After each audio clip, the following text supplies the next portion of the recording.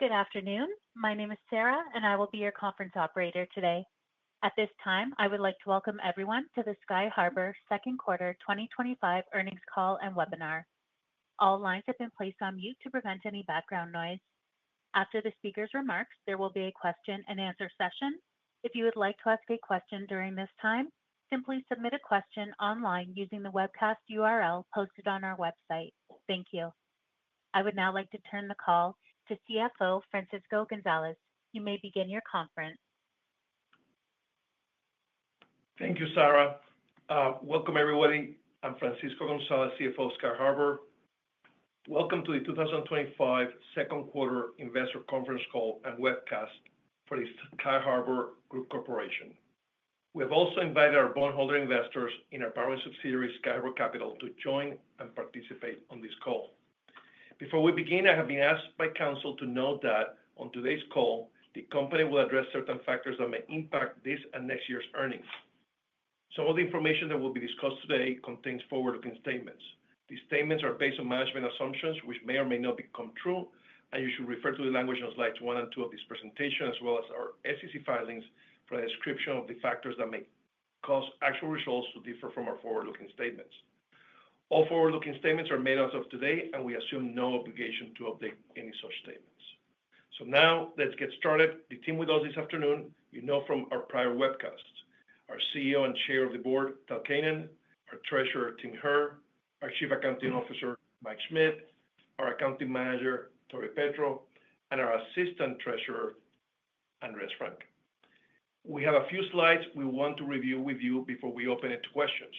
These were filed with the SEC an hour ago in Form 8-K, along with our 10-Q, and will also be available on our website later this evening.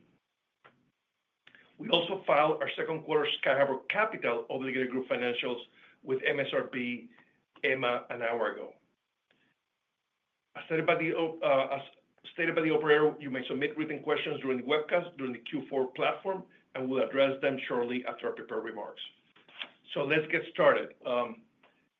In the second quarter, on a consolidated basis, assets under construction and completed constructions continue to increase, reaching close to $300 million on the back of construction activity at the new campuses in Phoenix, Dallas, and Denver. Consolidated revenues experienced an increase of 82% year over year and 18% sequentially, reaching $6.6 million for the quarter, reflecting the acquisition of Camarillo last December and also higher revenues from our existing campuses. It is important to note that Q2 had roughly only $200,000 of revenues from our 3 new campuses that just opened. Operating expenses in Q2 increased moderately, reflecting the purchase of fuel at Camarillo and the naked expenses of bearing the payroll and others of these 3 new campuses without associated revenues, as we have been preparing the past 6 months to open and commence operations there. In terms of SG&A, we strive to keep our expenses in check as we grow, keeping costs as low as possible. Cash flow used in operating activities on the lower right-hand quadrant improved and stood at less than $1 million for the quarter, a significant improvement from the $5 million used in Q1. This is a key metric we pay attention to. We reaffirm our guidance that we expect Sky Harbour to reach cash flow break-even on a consolidated basis at the end of this year, as we ramp up the leasing and cash flowing of these 3 new campuses over the fall. I need to note that the potential revenues for the 3 new campuses total a projected $14 million annualized, which is why mathematically we feel confident of our profitability expectations in the near term, given the operating leverage of our business. Next slide, please. This is a summary of the financial results of our wholly owned subsidiary, Sky Harbour Capital, that form the obligated group. This basically incorporates the results of our Houston, Miami, and Nashville campuses, along with the CapEx and operating costs and little revenues that came in the quarter for our 3 projects in Denver, Phoenix, and Addison, Texas. Revenues increased 20% sequentially from the first quarter. As just discussed, we expect a step function increase in revenues in Q3 and Q4 and into the new year as these 3 campuses are leased up and rent and fuel revenues commence to flow. Operating expenses increased as we just discussed, given the onboarding of all the line personnel and harbor masters in Q1 and Q2 in anticipation of the campus opening in Q2 and Q3. Cash flow from operations generated a positive $2.2 million in the quarter, and we expect this number to continue to increase with the higher cash flows from operations as the three new campuses are leased. Let me now turn it to CEO Tal Keinan for an update on site acquisitions, leasing, and construction. Tal? Thanks, Francisco. So I think everybody has become pretty familiar with the chart on the right, which is self-explanatory. Sorry, the chart on the left. The chart on the right, which we've been showing for the last few quarters, we've given a little bit more color here because we're getting questions on how this chart is derived. What you're seeing in the bar chart itself is the rentable square footage of site plans on Sky Harbour existing ground leases times the Sky Harbour equivalent rent, which is the number we use for available revenue per square foot on each campus. And what you'll see is today the revenue capture potential is at about $140 million. If we meet our guidance by the end of the year, we expect it to be approaching $200 million of revenue. I want to call everybody's attention again in response to questions from the last quarter as to the methodology to the chart, the embedded chart right above the bar chart. The 2022 CBRE projected revenues are a pretty close proxy for share for Sky Harbour equivalent rent, meaning that is what we underwrote going into these airports. The average expected revenue on these airports is the revenue that we have contracted under leases plus additional fuel margin that we collect. And the highest expected revenue is a weighted average of the highest paying residents on each existing campus, which gives, we put that in there to give people a sense of the step up in second leases, right? When you initially lease up a campus, or at least up until now, as we originally lease up a campus, we achieve one level of rents. When a campus is fully leased and leases begin coming to terms, we have a significant step up in rents, and that's what's captured here.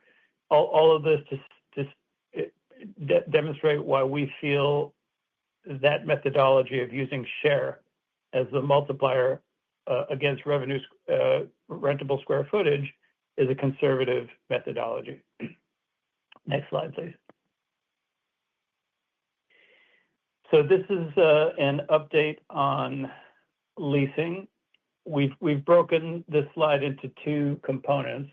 One is the first 5 airports, where all we're showing is actual results from Q2. And then the second is contracted. These are airports that are under lease up,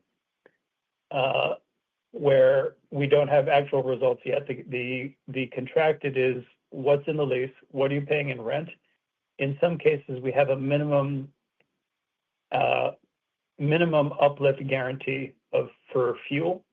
That's also captured and contracted. In some cases, we don't, in which case fuel margin is not captured here. And any fuel margin in excess of the minimum uplift guarantee is also not captured here. So that's for the remainder of those airports. And then I'll call everybody's attention, and you'll see it in our filings and our press release, to this pilot project that we initiated this quarter to actually pre-lease hangars at campuses that have not begun construction yet. And we're doing that now because we feel that within the business aviation community, Sky Harbour has established a strong enough reputation that people, if you can picture it, for an aircraft owner to make a commitment a year or year and a half in advance, and put down a hard deposit for that commitment, they've got to really be confident that we're going to deliver exactly the product that we said we were going to deliver, and that we're going to deliver it on time, and that's a service offering, because remember, these are long-term leases.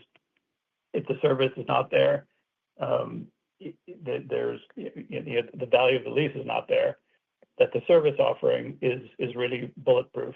And so we went to market on 2 pilot airports, Dulles International and Bradley International in Connecticut, and have entered our first pre-leases at both of those airports, and more to come.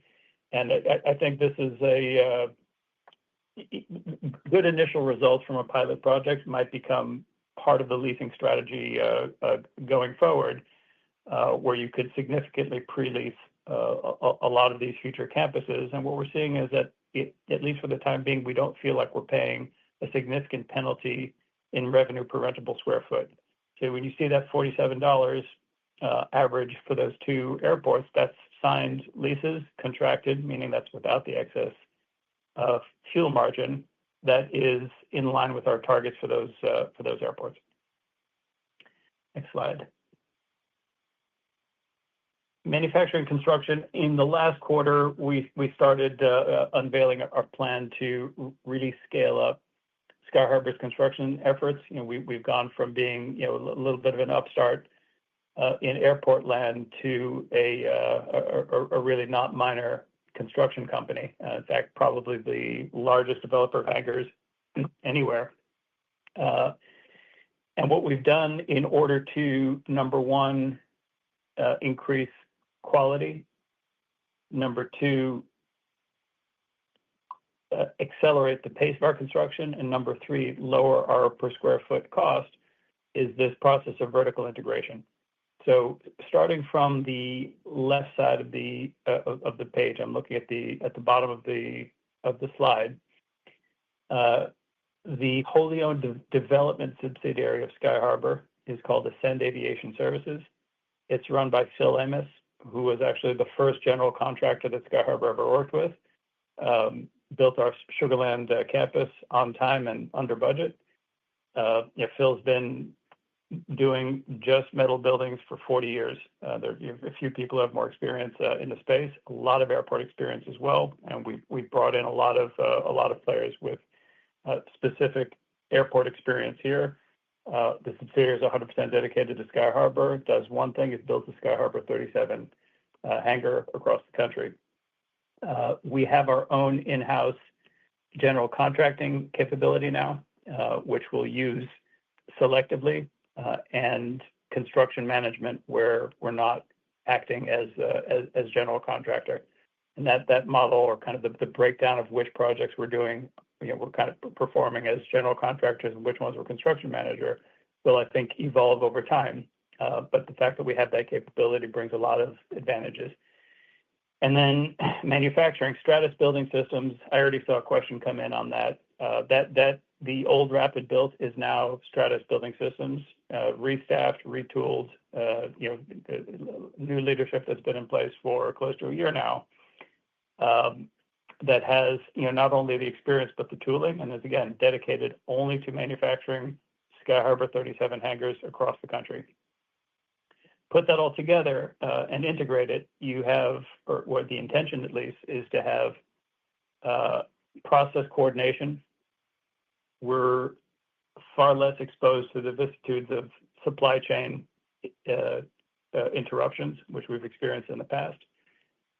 We have our own design, which is constantly refined and value engineered in coordination with the field.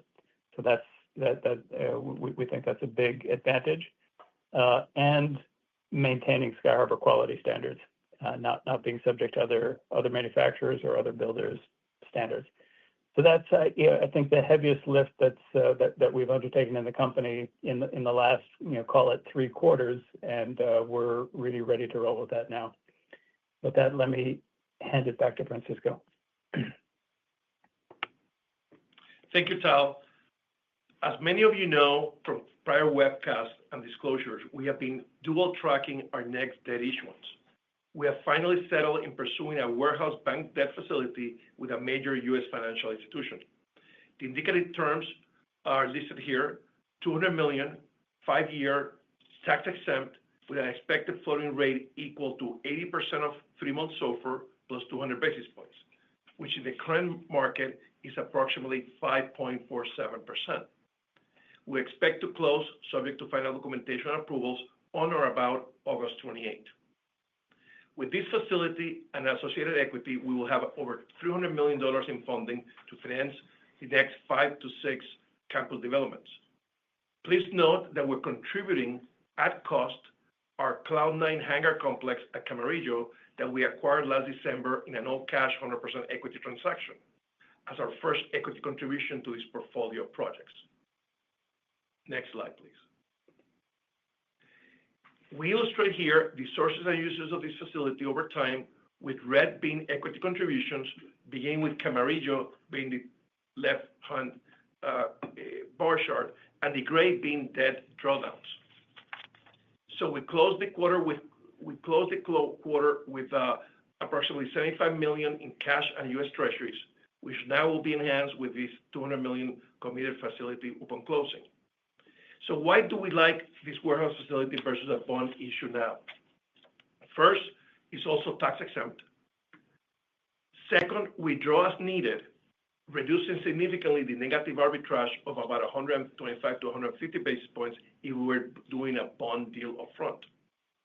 We like being in a floating rate in the current market, given expectations coming out of DC for the next few months and years of potentially lower short-term rates.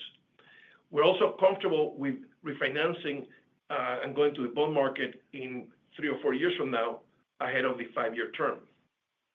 We also like the fact that we can optimize the timing of our GMP, maximum guaranteed price contracts with our general contractors and subcontractors, in that you pay significantly by asking people in the construction industry to provide hard pricing too far in advance of groundbreakings.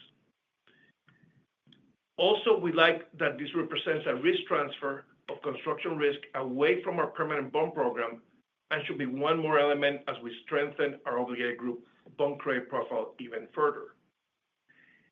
This warehouse facility also provides flexibility in project sequencing. We have many projects in pre-development and permitting, and sometimes delays or acceleration in the final construction permits may have us shift the sequencing of projects.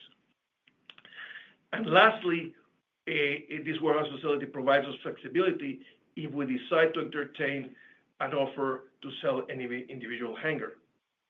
We have been approached recently a couple of times by potential tenants that prefer to own rather than rent, and would like to enter into a 30, 40, or 50-year ultra-long tenant lease in exchange for an upfront payment. To the extent that any of these approaches materialize into a deal, the warehouse facility provides a flexibility not easily available in a bond setting. Also provides a new potential source of equity capital formation accretive to our current shareholders. Let me turn it back to Tal for Q2 highlights and forthcoming initiatives in the 4 pillars of our business. Thanks, Francisco. On Q2 highlights, I'm just going to focus on the bolded lines. Those are the ones that we think are most noteworthy. On site acquisition, again, our targeting now is on what we call Tier 1 airports. I think we're beginning to see that reflected in the rents, and I think the kind of the pre-leasing numbers might give a hint as to the direction that we're trying to head with that, the best airports in the country. It's not that we're going to ignore Tier 2 airports when they materialize, and they do. I mean, remember, we've been at this for a number of years now, but the focus is increasingly on Tier 1 airports. On development, as we've discussed, for the last 2 or 3 quarters, this has been the heaviest lift in the company is preparing us to scale on the construction side. We're very excited and confident in the leadership that we have in place. We're being very, very deliberate in building the machine that we have in place right now. It burdens on us to prove that it works, but now is the time. On leasing, just want to call everybody's attention to that pre-leasing pilot, which, again, based on initial results, may end up being a key component of the leasing strategy going forward. We have a few more things that we want to confirm on that. So please stay tuned. But that's a big I think, a big change in the way we conduct our leasing activities. And then lastly, on the operations side, again, for people who've been tracking us for a while, we started off very dogmatic about being a real estate company and focused on delivering a real estate product. And as we grow and learn, it's becoming increasingly clear that operations are not just a necessity for kind of animating the value proposition of that real estate. They're actually a key differentiator. And we're delivering not only a level of service, but specific services that really can't be offered anywhere else in business aviation. And increasingly, that's a big deal. When we do significant survey work with our residents, and increasingly what's coming back, people love the facilities, and they're special. They're different from what people see in aviation. They're very thoughtfully designed and high quality. But what most people come back to is the service. What makes us particularly sticky is the service. The fact that we have top tier residents around the country really evangelizing for Sky Harbour is exactly what allows us to go out and pre-lease and ask people to go out on a limb and put their faith in us that we're going to deliver an outstanding physical offering and an outstanding service offering, in 12 or 18 months.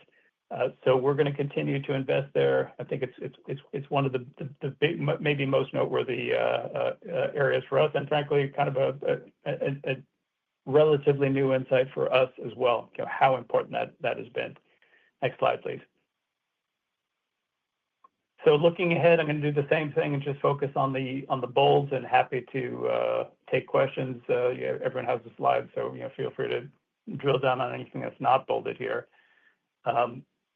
But starting on the site acquisition side, again, our target remains maximize revenue capture. Okay, we have been putting out guidance and targets in terms of number of airports, and that's a good, call it gross proxy for how we want to grow this company.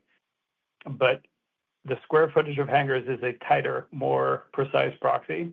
And the maximum revenue capture is the ultimate proxy. That's really what we're going after, right? 100,000 square feet on an airport, that can generate $100 per foot in revenue, is worth more than 200,000 feet on an airport that could generate $40 a square foot in revenue. So that increasingly is the focus, and what I encourage people to watch more closely as they look at our site acquisition. As I think you'll see in the press release and the filings, we continue to grow the site acquisition team, and it continues to be working for us to have military aviators. That it's an all veteran team, and that's been working very well for us, and we continue to grow from that community. On the development side, I think we've spoken about enough. The system's in place. It's time to execute. On the leasing side, I'd say stay tuned for more pre-leasing. Most of the leasing team's focus now is on the new standing campuses, Denver, Phoenix, Dallas. As soon as those start achieving or approaching their full first round revenue potential, you'll see the focus increasingly, I think, moving to pre-leasing, just based on the initial results that we've been able to post. And then lastly, on operations, I'll say it again, we're going to continue pressing. That resident feedback loop is critical for us. It's maybe one of the most powerful assets that we have in the company is a very, very loyal and delighted resident base. And we are in very close touch with the residents. And I personally spend a lot of time with our residents, seeking feedback. And in general, they're happy to give it, and happy to see us implementing it as well. They're our best evangelists. On the defensive side, we never want to lose sight. We need to be absolutely bulletproof on safety, security, and efficiency. And we have delivered I think a good track record on that. I think we are the best offering in business aviation from that perspective. But then on the offense side is just continue innovating, widening that value gap, because I think it's been quite emphatic. And again, I think the pre-leasing results tend to corroborate this. But that is perhaps the biggest component of value that Sky Harbour delivers to its residents. And with that, I think we're ready to move on to questions. Thank you. At this time, I would like to remind everyone, in order to ask a question, please submit it online using the webcast URL. We'll pause for just a moment to compile the Q&A roster. And your first question is from Gaurav Mehta with Alliance Global Partners. Can you provide details on actual revenues as compared to forecasted revenues? What's the percentage variance between actual revenue and forecasted revenues? Are there any airports where you are seeing higher variance? Yes, it's Francisco. Thank you, Gaurav, for the question and for your work at AGP covering the company. We don't put out projections, but we do track how we've been doing, especially in the first group of campuses with the projections that were put together at the time of the bond offering by the CBRE, the consultants, and then those were updated a year later as part of the bond program.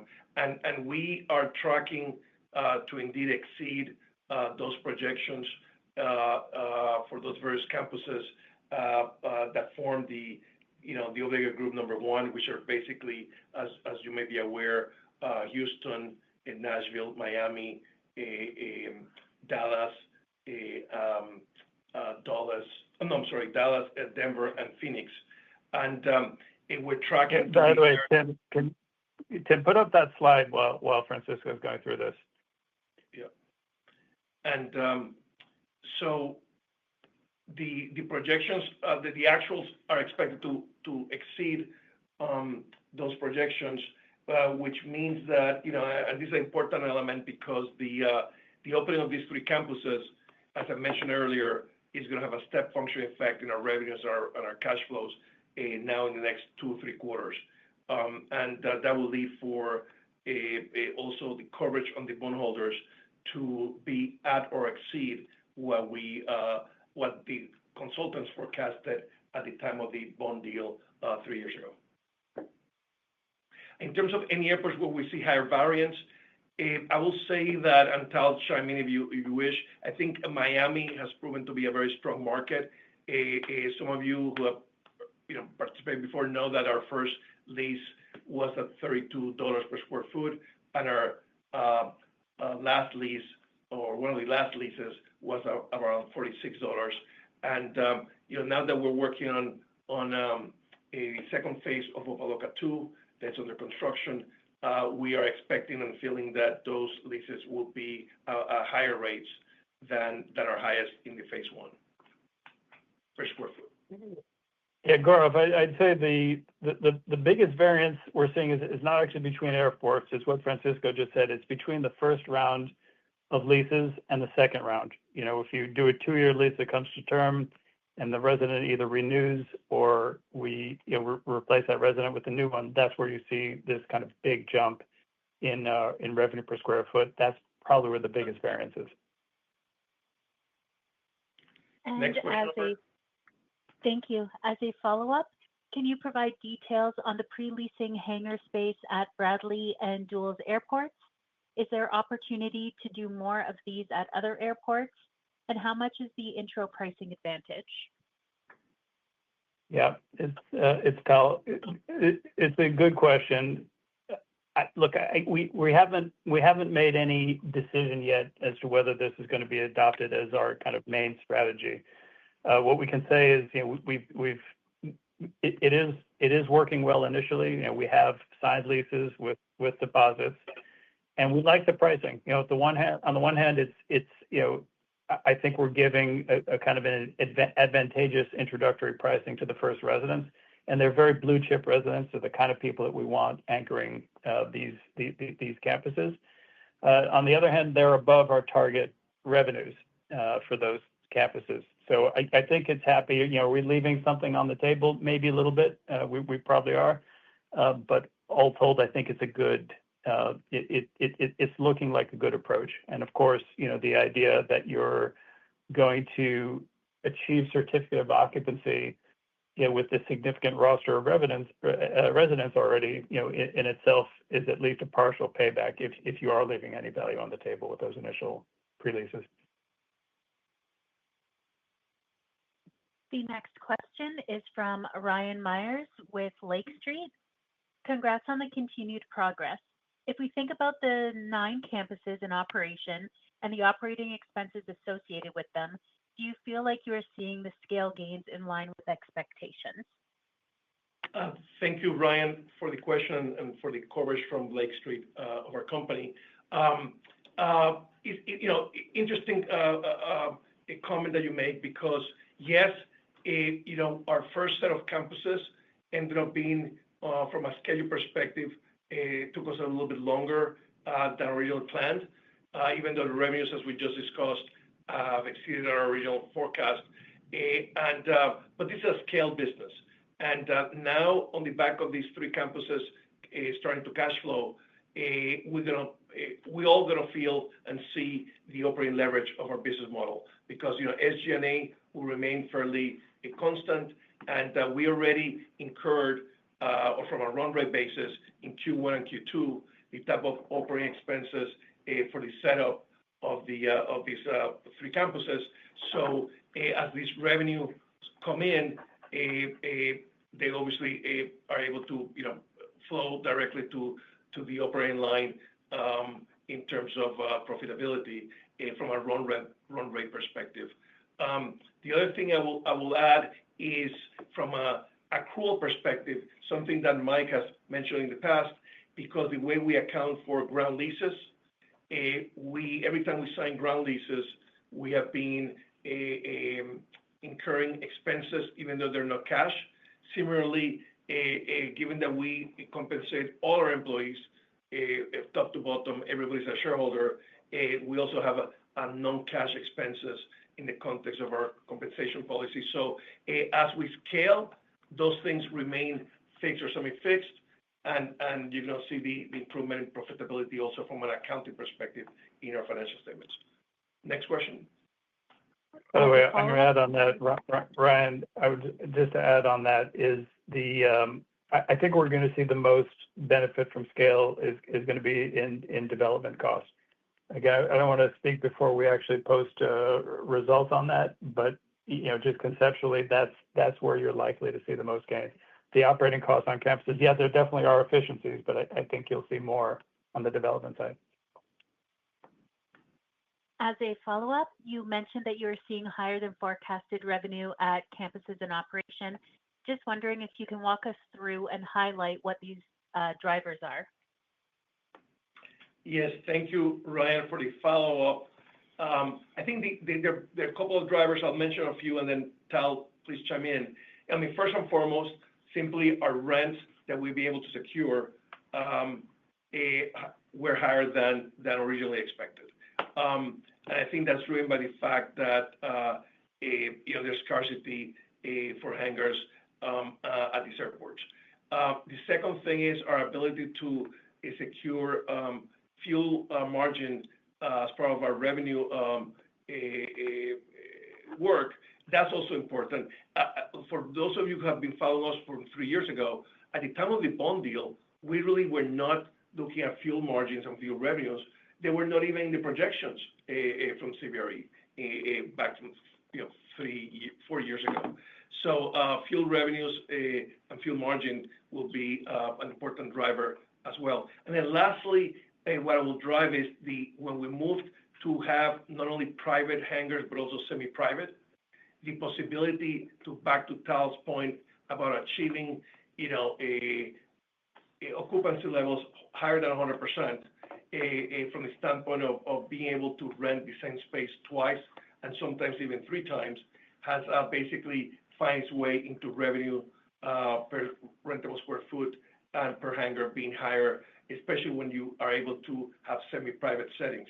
And as we move forward in our campuses and our prototype has doubled in size, yes, there will be some tenants that will take an entire hangar because they have fleets, but more and more you're going to see semi-private hangars as part of our offering.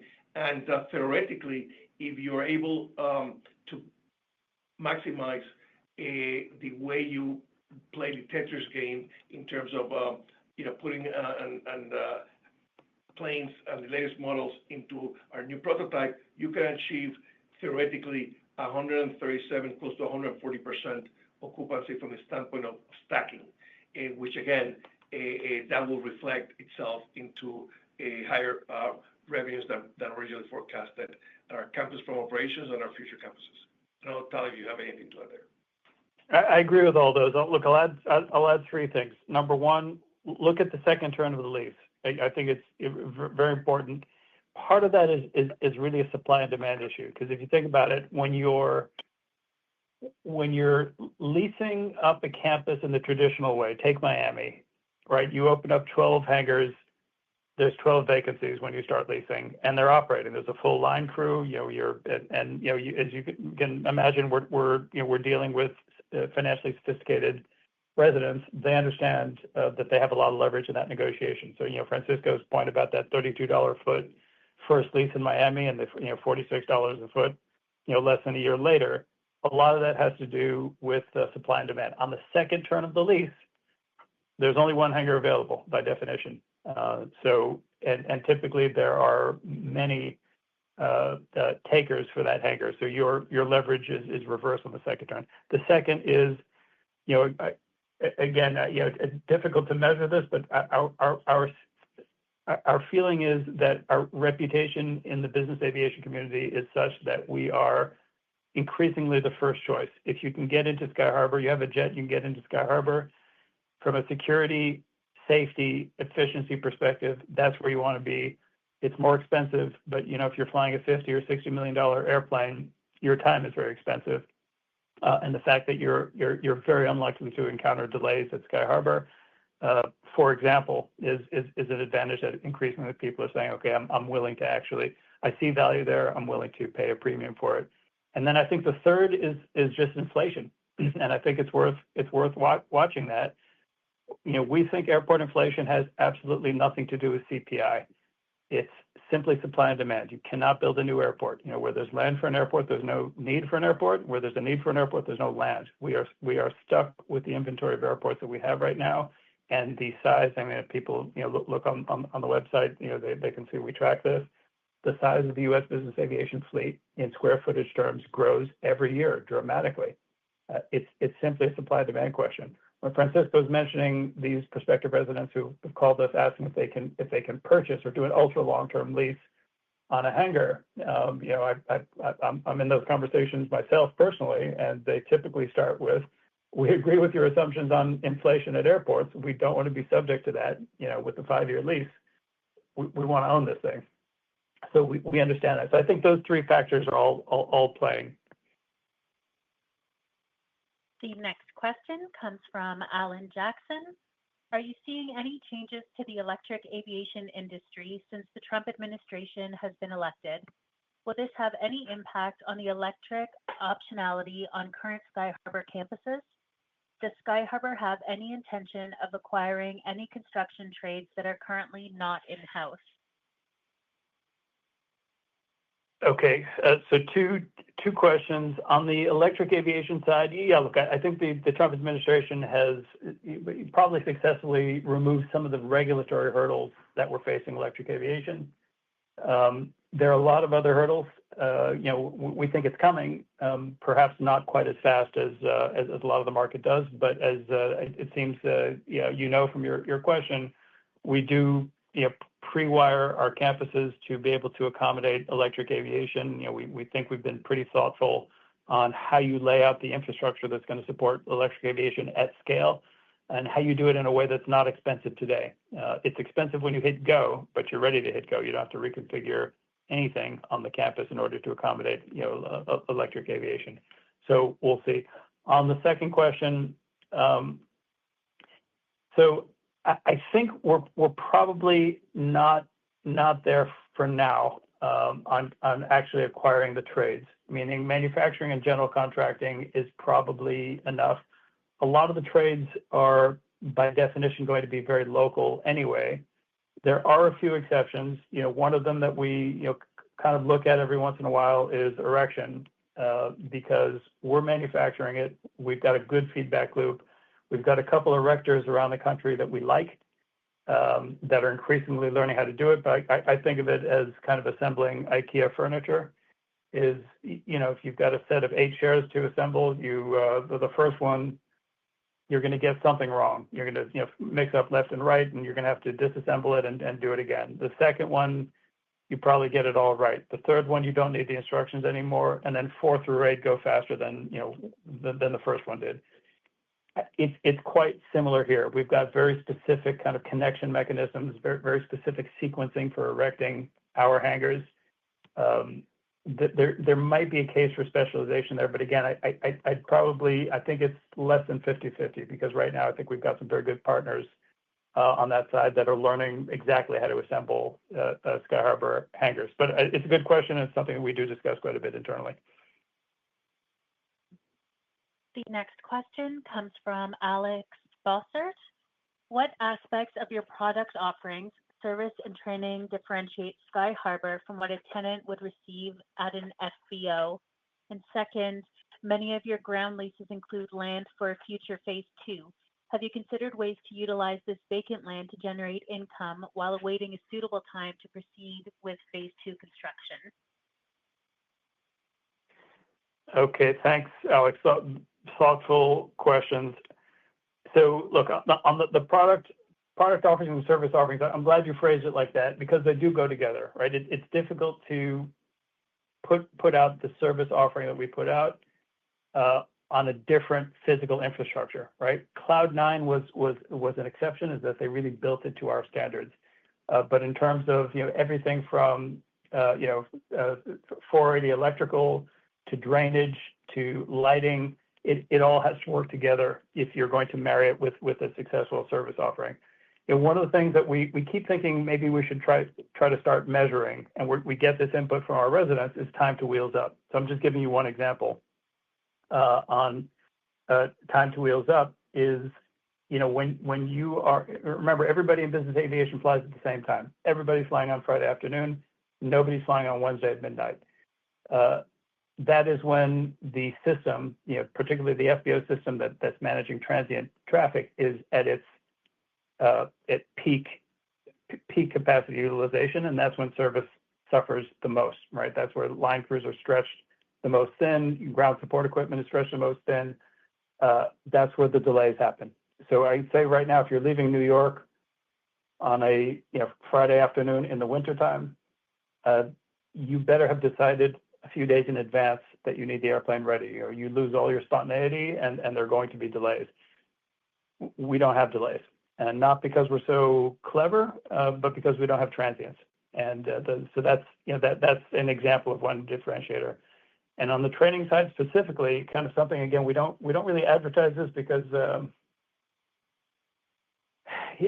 we're not trying to poke anybody else in the eye.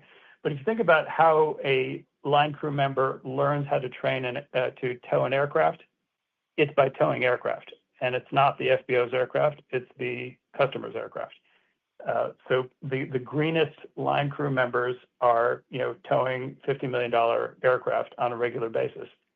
As you may know, hangar rash, or kind of the fender benders that happen in and around aircraft hangars, are the most frequent insurance claim in business aviation. I mean, and it's a huge problem in the industry. We look at that. We've got a steel manufacturer. We developed our own training rig where we train already experienced line crew, both in initial and recurrent training, on a rig that simulates an aircraft. It has the same wheelbase, it's adjustable wheelbase. You can simulate different types of aircraft, connection, disconnection, that kind of thing. It's subtle, but it's something that our residents really take note of, is that we are treating them very, very differently, and the result is very different. So I don't know if it's one big thing, but it is a lot of small things that end up making a big difference for aircraft owners. And then what the second question was on phase 2. Trying to think, Tim, Francisco, have we ever generated revenue on phase 2 land pre-development? And not really, because it requires you to pave the apron, and then that's expensive, and we don't want to just do that and then have to break it again in the context of the construction. So actually, I take that back. In Miami, we actually rented to MBAA, I think 2 years in a row for the regional conferences, that empty lot for parking, and we got MBAA passes for free for the company for a couple of conferences. So we have used it tactically to make a little bit of money. But the short answer is not really. The next question comes from Andy Binner. What is your estimate of timing for DVT Phase 1, ADS Phase 1, and BFI to be fully leased? Any one-timers in the ground lease expense line this quarter, or is this representative relative to ongoing square footage build-out? Second question, any one-timers in the ground lease expense line in this quarter, or is this representative relative to ongoing square footage build-out? Hi, Randy. It's Mike. Thank you for your question. As discussed in our earnings release and in the slide deck, our estimate for the timing on DVT Phase 1, Addison, and BFI to be fully leased is within the next 6 months. With respect to the ground lease, the impact you see in the quarter is actually just the impact of the recognition of the Hillsborough and Stewart International leases that were signed during the second quarter. As Francisco touched on earlier in the call, as soon as we sign those leases, we start recognizing expense under GAAP, regardless of whether or not we're paying cash. Next question, please. The next question comes from Pat McCann with Noble Capital Markets. Can you talk about how you expect to finance new campuses over the long term? As you continue to scale, how might new long-term PABs fit into the picture relative to options like the warehouse facility? Hey, Pat, it's Francisco. Thank you for the question. We are flexible and also deliberate, meaning ultimately we're going to end up in the bond market with the program that we started 3 years ago, that, as you know, it's a programmatic approach, meaning that as we do new bond deals with permanent debt, it becomes joint and several with the existing bondholders and so on and so forth. With the past 6 months or 9 months, you've seen long-term rates spike up to a certain extent. But for all the reasons that I discussed earlier, we decided to take the opportunity and do this financing with a tax exempt with a major financial institution in the U.S., and we're going to announce all the details, further details, when we close in a couple of weeks. But ultimately, in year 3 or 4, we will go ahead and do a long-term PABs offering and take out the warehouse facility.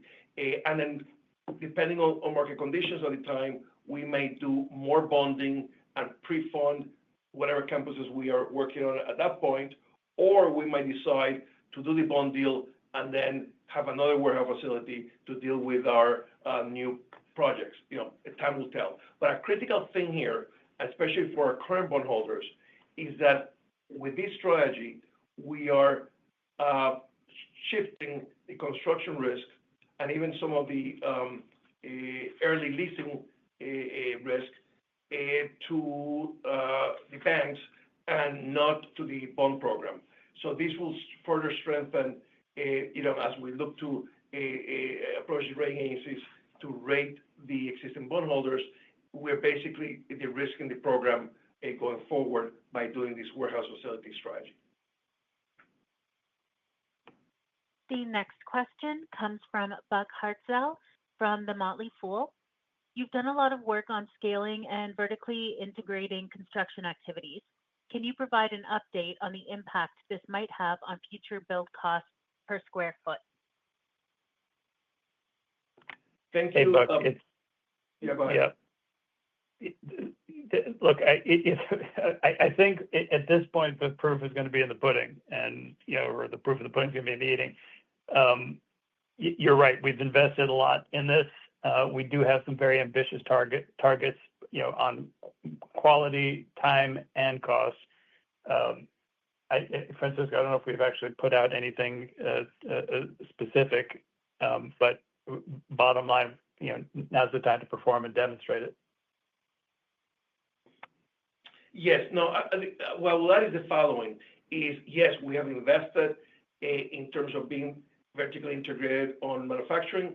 And then, my analogy, and some of you may have heard this on one-on-ones, my analogy is, Lego sets. Once you have a prototype like we have now, narrowed to our Sky Harbour 37, and we're going to be building so many of manufacturing and then constructing and building so many of these, by being vertically integrated and given the scale that we're going to now enjoy, should result in lower cost per square foot, or at least be something that helps us minimize the construction inflation that the economy has been exhibiting in the past several years.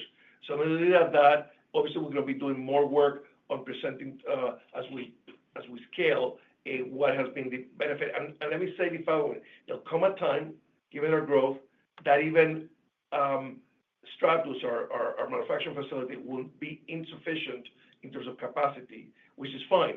We still have continue to enjoy the benefit of being able to outsource to other manufacturers of prefabricated metal buildings, and that will be also a good opportunity to keep tabs of what the market out there, even though they might cost a little bit more, what they charge.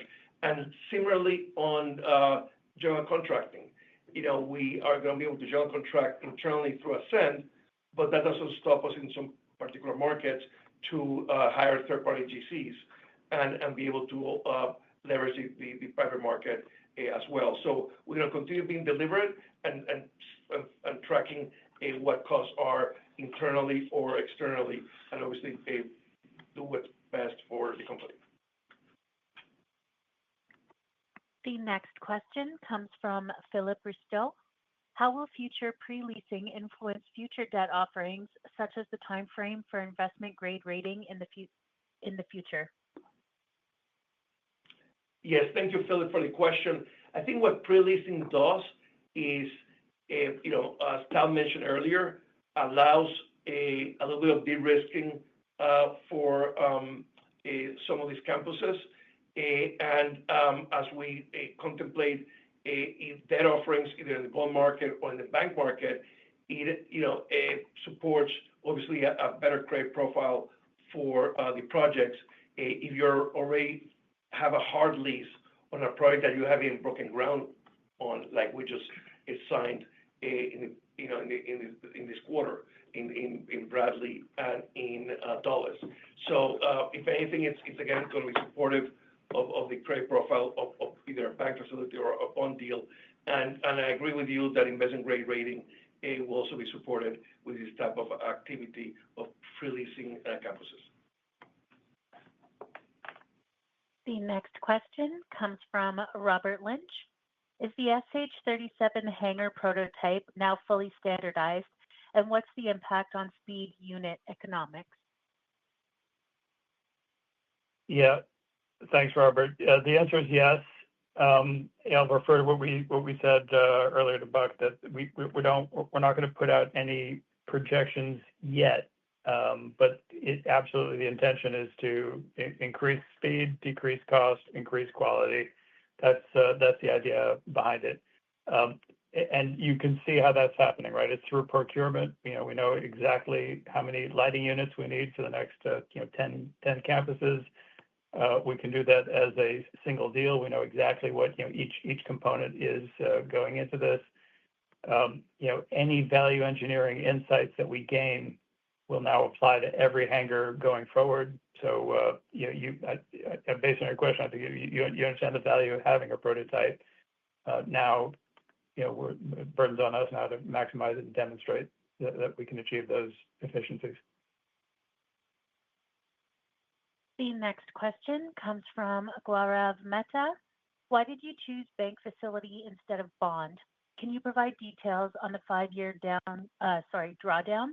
Is the structure like a credit facility? Yes, thank you, Greg, for the question. Yes, as I said earlier, we see all the benefits. Next page. Yeah, we see a lot of benefits at this juncture, tapping a bank facility than the bond deal. They're listed here, as I mentioned earlier. And then here's the detail also of what we expect the drawdown to be. It allows us to draw as we need it. Also, it allows us to put the equity, that contribution, later than if we were to do a bond deal right now, where you have to put it all up front. And it is structured as a committed drawdown facility that we can also refinance without penalties when the time comes that we find that the opportunity arises to go ahead and do a bond deal in a couple of years. Next question. Thank you. The next question comes from Atul Joshi. Was there any cash stock consideration involved in the creation of Ascend Aviation Services? How does this impact your approach to RFPs for greenfield developments? To what extent would this move also help you play offense on brownfield situations, like in the case of Camarillo, where you were able to take over a world-class facility at the low replacement cost? Does the creation of Ascend impact your view on how many development projects your team is capable of managing simultaneously?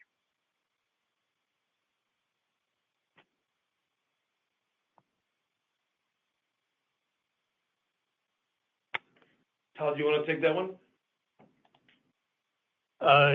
Yeah, sure. Thanks, Atul. So no cash or stock consideration, meaning Ascend was established, not acquired. There is, as part of the compensation packages of the leadership, there is cash and stock consideration, but we didn't pay to acquire it. We established it. The approach to RFPs for greenfield developments. So there is so much more that's standardized now going forward. A lot of what was inside the kind of development and pre-development bucket of activities is now in the site acquisition bucket of activities. So we're a lot more integrated, a lot more systematized. I think on RFPs, for example, or kind of any approach to greenfield developments, we can, and look, this is not just because of Ascend, it's also, it's a Sky Harbour 37 prototype. It's just the experience that we've, accumulated as we go. We can be a lot more precise on rough order of magnitude cost for a project before we go into it. We had to make some very conservative assumptions before, which might have invalidated certain projects. In fact, I'm thinking of one specific project that it did invalidate. That ended up being a mistake. It's a project we should have done. So I think it makes us a lot better on that. On brownfield situations, I think having in-house diligence capability is always a benefit. It's a lot more decisive, of course, in greenfield than in brownfield. And then lastly, does it impact our view on how many development projects we can manage simultaneously? Yes. I mean, that's a big part of this idea is this allows us to scale, and it's only justified by scale, right? This would not have made sense to do when we had 2 or 3 projects in development, and it's almost a necessity now, where you've got a dozen that you've got to run simultaneously. Like we said earlier, and I want to make it clear, we're easing into that, meaning we're taking a hybrid approach at the beginning. Some of these projects we will GC. Some of the projects we're just going to construction manage. Again, you can construction manage a lot more intelligently when you're yourself a general contractor on very similar projects, building an identical hangar at other airports. But I don't think it's certainly not our intention to be able to be general contractors across the country on a dozen projects at the same time. It's certainly not at this point. And then, as Francisco noted, on the Stratus side, Stratus will reach its capacity limitations at some point as well. So we're always looking to have good partners in the pre-entry and middle building space to handle that excess demand when it hits us. And again, at some point, if we do all this well, we'll be looking to expand Stratus's capacity also, but we're not there yet. The next question comes from Connor Keane. With OPF Phase 2 coming online next year, do you expect there to temporarily be lower step-ups in the lease rates, less than the 25% you've been seeing, for leases renewals, given the increased supply at the location? Yeah, it's a good question, Connor.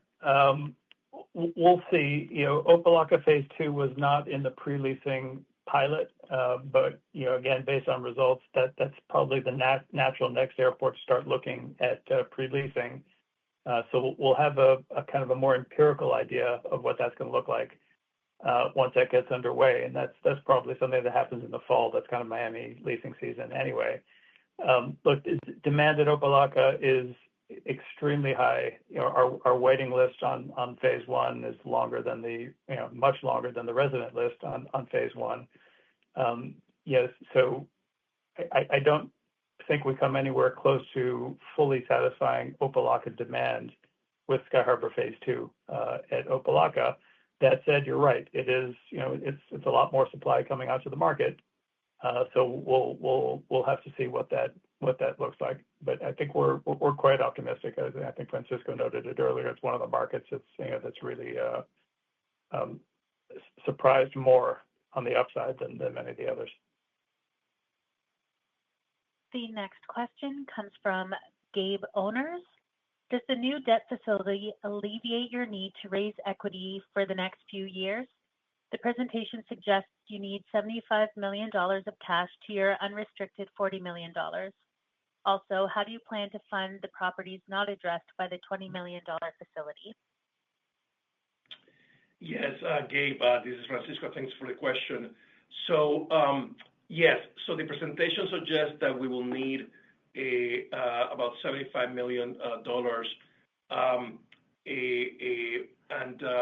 Yes, we have a restricted $40 million, but remember, we're contributing Camarillo that was paid with cash and all equity as basically equity. So $32 million is going to be contributed by contributing Camarillo, as you can see in the sources and uses here. And then how do we plan to fund future properties? Yes, we have more ground leases and more projects than can be satisfied with the $200 million. So a couple of things there. We left it with the bank. Again, more details to come in a couple of weeks. That in the future, once we're close to the $200 million, we can go back and potentially increase this up to $300 million, another $100 million. Obviously, that's subject to credit approvals and so on at the time. And if we do a bond deal, alternatively, to do a takeout, we could refinance the $200 million and then do another $100 million of new money, for example, on a $300 million bond deal. And yes, we will need additional growth equity in the future, but not yet, but in the future, given our pace of growth and so on. And then we could satisfy some of that with now that we're going to be operationally break even or positive next year, with Opa-locka 2 and so on. And as we mentioned earlier, there are a couple of other ways that we will continue to grow. We've had discussions with people about a sidecar with some private equity infrastructure funds.